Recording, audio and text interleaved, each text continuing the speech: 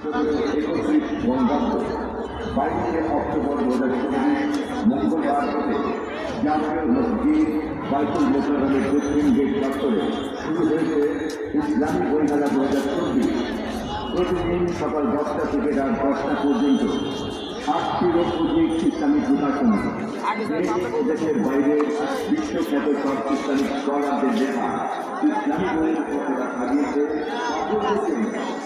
Bangladesh Islamic আয়োজিত মাসব্যাপী বইমেলায় আপনার সবাইকে